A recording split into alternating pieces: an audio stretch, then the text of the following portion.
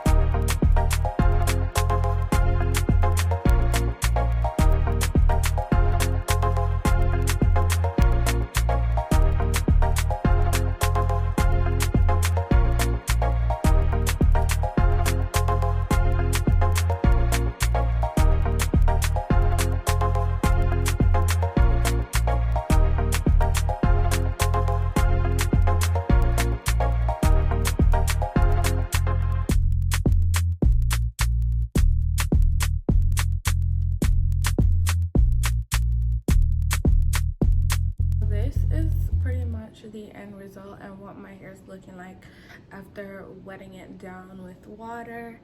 And as you can see, this is how long 24 inches is, and I'm pretty sure when this hair is like super drenched, it's longer, seeing that curly hair shrinks up when it's wet. But this is just what we're giving, y'all. I love this hair, and when it dries down, it's actually really pretty. I would suggest just putting some oils in it so that it can retain its sheen and luster. But it's really soft, and this is just the curl pattern of this unit. I am totally in love. It's giving sweetheart, okay? And I really like it.